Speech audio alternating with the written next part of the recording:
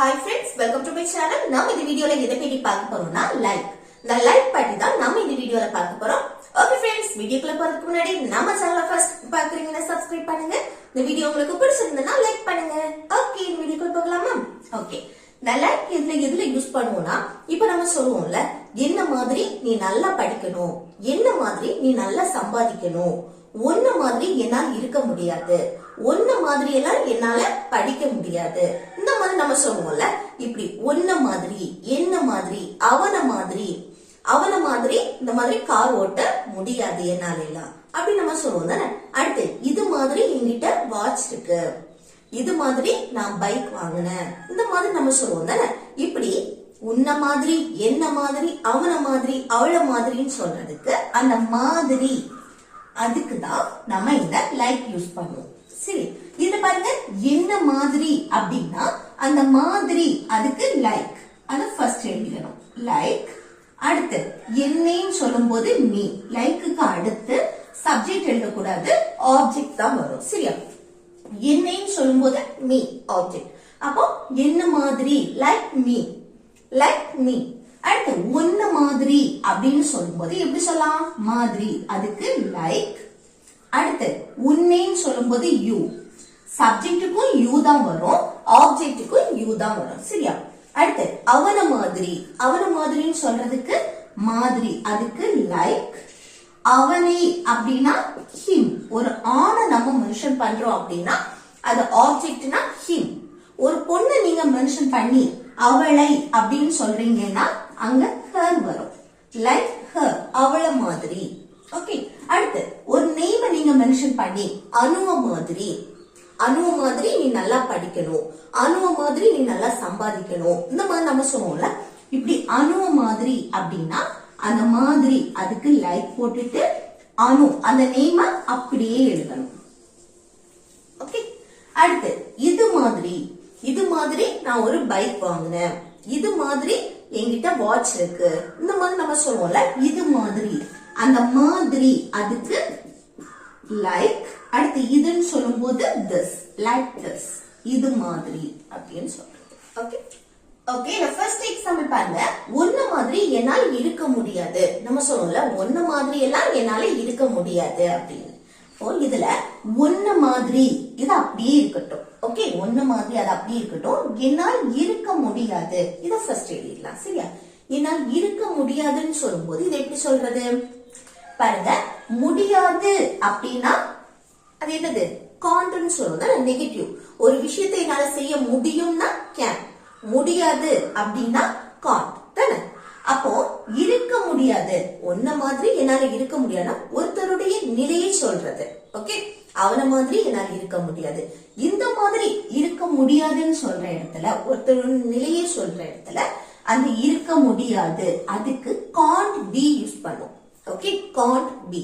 இப்ப பாருங்க, ஃபர்ஸ்ட் என்னன்னா சப்ஜெக்ட் என்ன, என்னால்னா ஐ போட்டாச்சா. அடுத்து என்ன வரணும்னா என்னால் இருக்க முடியாது, அப்போ இருக்க முடியாது, அதுக்கு தான் காண்ட் பி.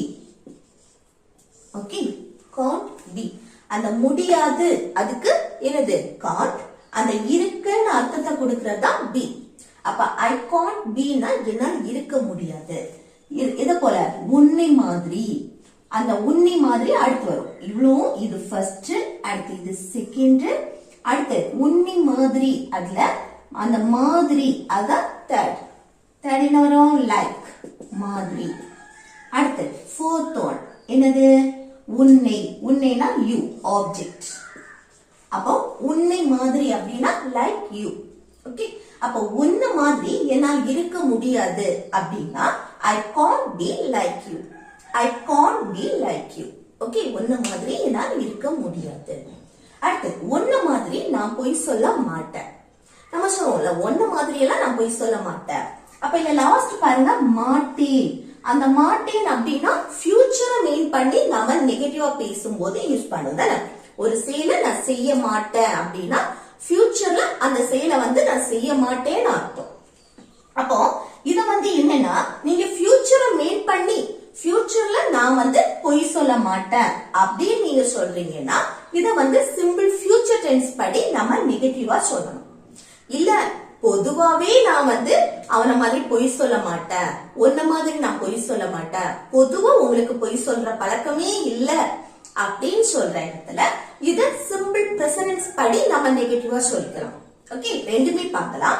ஃபர்ஸ்ட் என்னன்னா, நீங்க வந்து ஃபியூச்சரை மீன் பண்ணி ஃபியூச்சர்ல நீங்க வந்து பொய் சொல்ல மாட்டேன் அப்படின்னு சொல்றீங்கன்னா, உன்ன மாதிரி என்னது நான் அப்போ பொய் சொல்ல மாட்டேன் அப்படின்னு சொல்றீங்கன்னா அங்க சிம்பிள் ஃபியூச்சர் டென்ஸ்.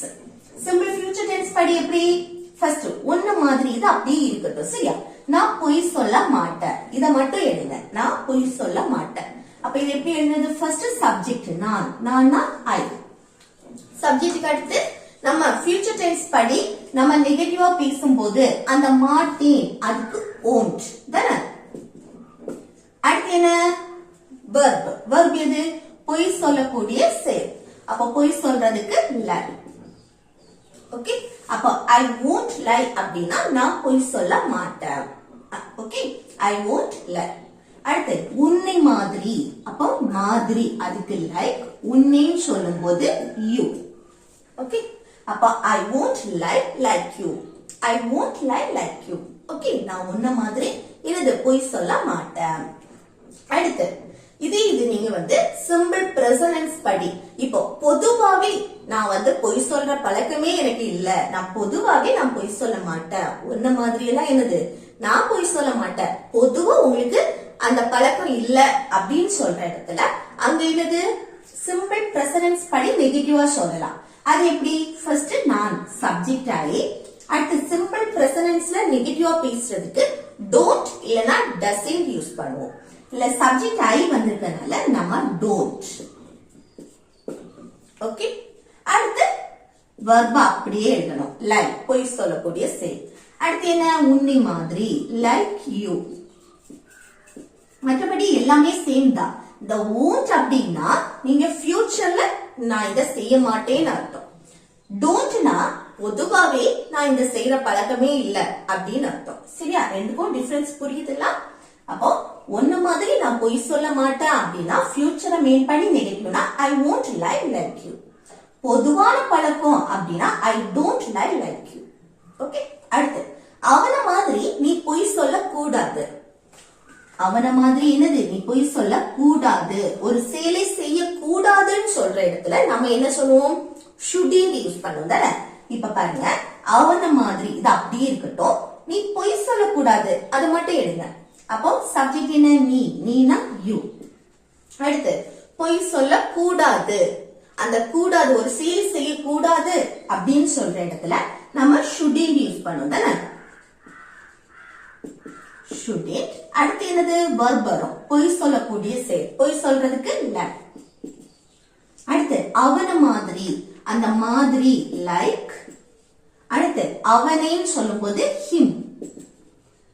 ஓகே, அப்போ அவன மாதிரினா லைக் him. அப்போ அவன மாதிரி நீ பொய் சொல்ல கூடாது அப்படின்னு சொல்றதுக்கு you shouldn't lie like him. Okay, you shouldn't lie like him. அடுத்து அவன மாதிரி நீ பொய் சொல்லாத. நம்ம சொல்லுவோம்ல அவன மாதிரி பொய் சொல்லாத அப்படின்னு. அப்ப அவன மாதிரி ஒரு செயலை செய்யாதே அப்படின்னு சொல்றோம். அப்ப அந்த பொய் சொல்லாத, அங்க போகாத, தூங்காத, படிக்காத இந்த உச்சரிப்பு இது வந்து கட்டளையா நம்ம சொல்றது. இது வந்து ஒரு அட்வைஸ் கொடுக்கறது போல, இத நீ செய்யக்கூடாது, அங்க போக கூடாது அப்படின்னு நம்ம ஒரு அட்வைஸ் கொடுக்கறது போல சொல்றது. இங்க என்னது? அதை செய்யாத, தூங்காத, படிக்காத, இது ஒரு கட்டளையா நம்ம சொல்றது. இங்க வந்து என்னது? இந்த மாதிரி உச்சரிப்புக்கு செய்யாத, தூங்காத, படிக்காத இதுக்கு நம்ம வந்து என்னன்னா டோன்ட், நெகட்டிவ் தானே, டோன்ட் போட்டுறணும். இல்ல வந்து சப்ஜெக்ட் வரல, சோ நம்ம வெர்ப தான் ஃபர்ஸ்ட் எழுதணும். பொய் சொல்லாத அப்படின்னு நெகட்டிவ், சோ நெகட்டிவ்ல எழுதணும்னா டோன்ட் போட்டு அடுத்து என்ன? அந்த வெர்ப அப்படியே எழுதணும். பொய் சொல்றதுக்கு லை, டோன்ட் லை அப்படின்னா பொய் சொல்லாத. அடுத்து அவன மாதிரி, அப்போ லைக் மாதிரி அதுக்கு லைக் போட்டுட்டு அவனேனா ஹிம், லைக் ஹிம். ஓகே, அப்ப அவன மாதிரி நீ பொய் சொல்லாத அப்படின்னா don't lie like him, don't lie like him. Okay, okay. அடுத்து நெக்ஸ்ட் பாருங்க, ஒன்ன மாதிரி அவன் படிக்க மாட்டான். நம்ம சொல்லுவோம்ல ஒன்ன மாதிரி அவன் படிக்க மாட்டான் அப்படின்னு. இது எப்படி சொல்றது? பாருங்க, படிக்க மாட்டான் அப்படின்னா ஃபியூச்சரை மீன் பண்ணி நம்ம வந்து ஃபியூச்சர்ல இந்த செயலை வந்து அவன் செய்ய மாட்டான், ஒன்னு மாதிரி அவன் வந்து படிக்க மாட்டான் அப்படின்னு ஃபியூச்சரை மெயின் பண்ணி நீங்க சொல்றீங்க அப்படின்னா அங்க சிம்பிள் ஃபியூச்சர் டென்ஸ் படி நம்ம நெகட்டிவா பேசலாம். பொதுவாவே அவன் ஒன்ன மாதிரி எல்லாம் படிக்கிறது இல்ல, படிக்க மாட்டான் அப்படின்னு பொதுவாவே அவனுடைய பழக்கத்தை சொல்றீங்க அப்படின்னா அங்க என்னது சிம்பிள் பிரசன்ட் படி நம்ம நெகட்டிவா பேசுறோம். சரியா? அப்போ ஒன்ன மாதிரி அது வந்து அப்படி இருக்கட்டும், அவன் படிக்க மாட்டான். அப்போ ஃபியூச்சரை மெயின் பண்ணி நீங்க சொல்றீங்கன்னா எப்படி சொல்றது? ஃபர்ஸ்ட் சப்ஜெக்ட் அவன், அவன்னா he. அடுத்து என்ன போடணும்? மாட்டான் won't. அதுக்கு அடுத்து படிக்கக்கூடிய செயல் verb. படிக்கிறதுக்கு இங்கிலீஷ்ல study. ஸ்டடி. அடுத்து உன்ன மாதிரி, அந்த மாதிரி லைக், உன்னேன்னு சொல்லும் போது யூ, லைக் யூ. அப்ப உன்ன மாதிரி அவன் படிக்க மாட்டான் அப்படின்னா he won't study like you. He won't study like you.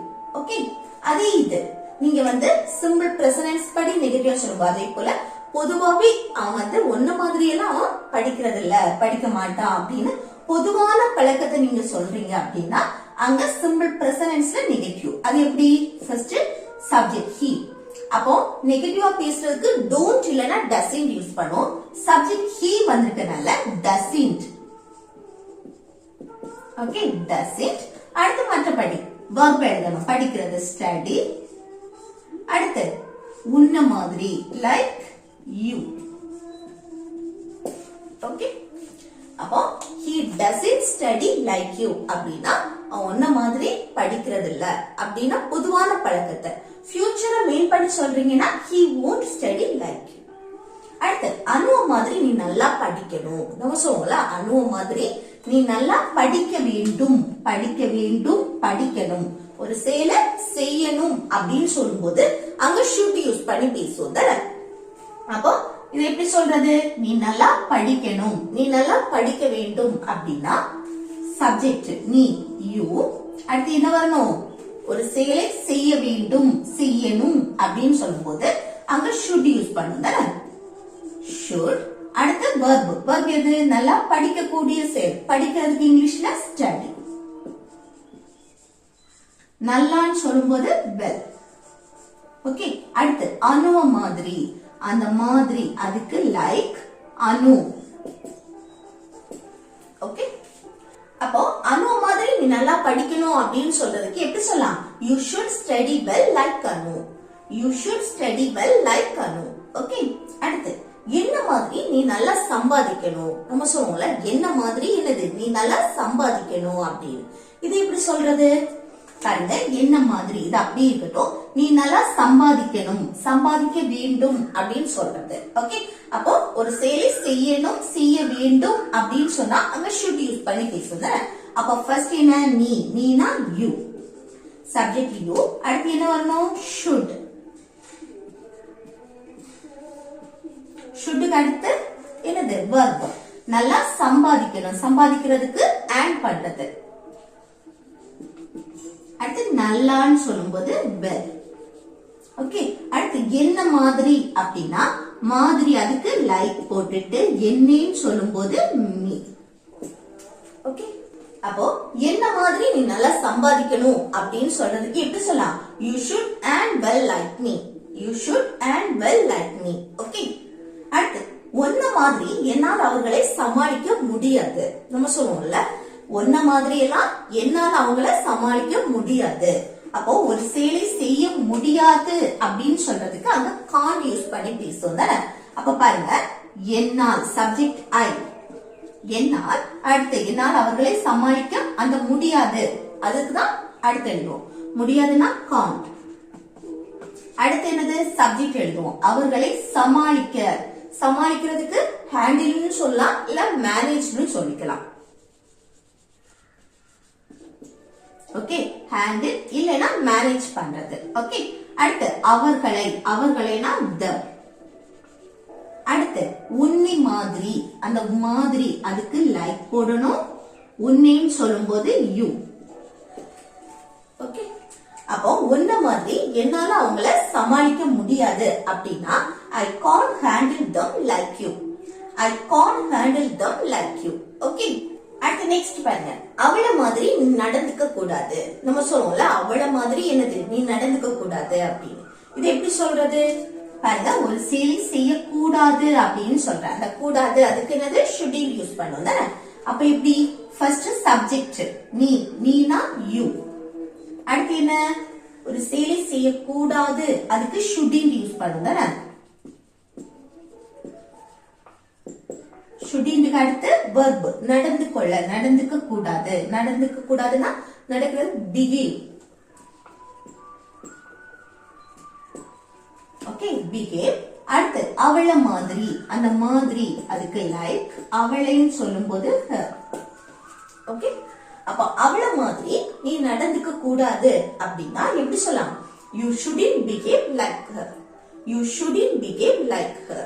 Okay, அடுத்து அவன மாதிரி நான் உனக்கு துரோகம் பண்ண மாட்டேன். நம்ம சொல்றோம்ல, அவன மாதிரி நான் உனக்கு துரோகம் பண்ண மாட்டேன். இது எப்படி சொல்றது? இது ஃபியூச்சர்ல அந்த செயலை நான் செய்ய மாட்டேன் அப்படின்னு சொல்றது. அப்போ சிம்பிள் ஃபியூச்சர் டென்ஸ் படி நம்ம நெகட்டிவா சொல்லலாம். ஃபர்ஸ்ட் நான் சப்ஜெக்ட் ஆயி, அடுத்து என்ன வரணும்? அந்த பண்ண மாட்டேன், மாட்டேன் won't தானே. அடுத்து verb என்ன? உனக்கு துரோகம் பண்றது. துரோகத்துக்கு betray. Okay, betray. அடுத்து என்ன வரணும்? உனக்கு, உனக்குனா you.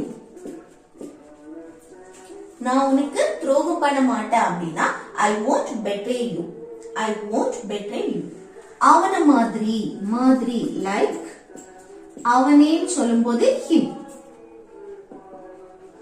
ஓகே, அப்ப அவன மாதிரி நான் உனக்கு துரோகம் பண்ண மாட்டேன் அப்படின்னா I won't betray you like him. I won't betray you like him. Okay, அடுத்து என்ன மாதிரி பாடு. நம்ம சொல்றோம்ல, என்ன மாதிரி பாடு அப்படின்னு. இது எப்படி சொல்லலாம்? என்ன போல பாடு, என்ன மாதிரி பாடு. இல்ல வந்து சப்ஜெக்ட் வரல, சோ verb தான் ஃபர்ஸ்ட் எழுதுவோம். அந்த பாடு, பாடக்கூடிய செயல், பாடுறதுக்கு sing. அடுத்து என்ன மாதிரி அப்படின்னா மாதிரி லைக். என்னன்னு சொல்லும் போது me. Okay, sing like me. Sing like me. என்ன மாதிரி பாடு. அடுத்து அவன மாதிரி கோவப்படாத. நம்ம சொல்லுவோம்ல, அவன மாதிரி நீ கோவப்படாத. இது எப்படி சொல்லலாம் பாருங்க, ஒருத்தருடைய நிலையை நம்ம இது சொல்றது. ஓகே, அவன மாதிரி இத செய்யாத அப்படின்னு சொல்லிட்டு கோவப்படாத. அப்ப இது எப்படி சொல்றது? தன்னுடைய நிலையை சொல்லும் போது அங்க be verb யூஸ் பண்ணுவோம். அப்ப இதுல எப்படின்னா அவன மாதிரி கோவப்படாத. ஒரு செயலை செய்யாதேன்னு சொல்லும் போது அங்க don't யூஸ் பண்ணுவோம். இங்க ஒரு நிலையை சொல்லும்போது, தன்னுடைய நிலையை சொல்லும்போது don't be. Okay, don't be போட்டுட்டு கோவப்படுறதுக்கு angry. அடுத்து அவன மாதிரி, மாதிரி அதுக்கு like. அவனேன்னு சொல்லும் போது him. ஓகே, அப்ப அவன மாதிரி நீ கோவப்படாத அப்படின்னா don't be angry like him. Don't be angry like him. இதே இது இந்த ஃபார்மட்லயே எழுதலாம். Don't get angry. Don't get angry like him. Okay, இந்த மாதிரி சொல்லிக்கலாம். Don't get angry like him னு சொல்லிக்கலாம். இல்ல don't be angry like him னு சொல்லிக்கலாம். ஓகே, அடுத்து நெக்ஸ்ட் பாருங்க, இது மாதிரி உனக்கு வாட்ச் வேணுமா. நம்ம கேட்போம்ல, இது மாதிரி உனக்கு வாட்ச் வேணுமா, இது மாதிரி உனக்கு மொபைல் வேணுமா, இந்த மாதிரி ஏதாவது ஒரு பொருள் வந்து உனக்கு வேணுமா அப்படின்னு கேட்கும் போது அங்க சிம்பிள் பிரசன்ஸ் படி நம்ம கேட்போம். சரியா? இது மாதிரி உனக்கு வேணுமா அப்படின்னு கேட்கறது. அப்போ அது மாதிரி வேணும், வேண்டாம், இல்ல வேணுமா அப்படின்னு கொஸ்டின் கேட்கிறோம். இல்ல ஸ்டேட்மெண்ட் பாசிட்டிவா பேசுறோம், நெகட்டிவா பேசுறோம், எல்லாமே சிம்பிள் பிரசன்ஸ் படி பேசும். அப்ப சிம்பிள் பிரசன்ஸ் படி தான் இத கொஸ்டின் கேட்கணும். அது எப்படி கேட்கறது? ஃபர்ஸ்ட் சப்ஜெக்ட் பார்க்கணும். உனக்கு, உனக்குனா யூ. யூ வந்திருக்கனால இங்க நம்ம do யூஸ் பண்ணி தான் கொஸ்டின் கேட்போம். சரியா? do you. அடுத்து என்ன வரணும்? verb. watch வேணுமான்னு கேட்கிறோம். வேணும், அதுக்கு want. அடுத்து என்ன வரும்? watch. a watch. ஒரே ஒரு வாட்ச் பத்தி தான் பேசணும். சரியா? அதனாலதான் a watch ஒன்னே ஒண்ணு மென்ஷன் பண்றது. அப்போ உனக்கு வாட்ச் வேணுமா அப்படின்னா do you want a watch? do you want a watch? இது மாதிரி அப்படின்னு சொல்லும்போது மாதிரி like, இதுன்னு சொல்லும்போது this. ஓகே, அப்போ இது மாதிரி உனக்கு வாட்ச் வேணுமா அப்படின்னா do you want a watch like this? Do you want a watch like this? Okay, அடுத்து இது மாதிரி வாட்ச் வந்து என்கிட்ட இருக்கு. இது மாதிரி வாட்ச் வந்து என்னது என்கிட்ட இருக்கு அப்படின்னு சொல்றேன். என்கிட்ட ஒரு பொருள் இருக்கு, உள்ளது, நான் வச்சிருக்கேன் அப்படின்னு சொல்லும்போது அங்க என்னது have இல்லனா has யூஸ் பண்ணி பேசுவோம். அதுதான் அங்க என்னது verb நம்ம யூஸ் பண்ணுவோம். have இல்லனா has சப்ஜெக்ட பொறுத்து. அப்போ இது மாதிரி வாட்ச் வந்து என்கிட்ட இருக்கு, என்கிட்ட நான் வச்சிருக்கேன் அப்படின்னா இதுதான் என்னது சப்ஜெக்ட். அப்போ சப்ஜெக்ட் என்கிட்ட அது I. அடுத்து என்னது have இல்லனா has வரும். சப்ஜெக்ட் I வந்திருக்கனால have யூஸ் பண்ணுவோம். I have அப்படின்னா என்கிட்ட உள்ளது, நான் வச்சிருக்கேன் அப்படின்னு அர்த்தம். ஓகே, அடுத்து என்னதுன்னு சொல்லும்போது வாட்ச், அத அடுத்து இருக்கணும் a watch. Okay, I have a watch அப்படின்னா நான் வந்து வாட்ச் வச்சிருக்கேன், என்கிட்ட வாட்ச் இருக்கு, என்கிட்ட வாட்ச் உள்ளது அப்படின்னு அர்த்தம். இது மாதிரி அப்படின்னா மாதிரி like, இதுனா this, like this. ஓகே, அப்போ இது மாதிரி வாட்ச் வந்து என்கிட்ட இருக்கு அப்படின்னா I have a watch like this.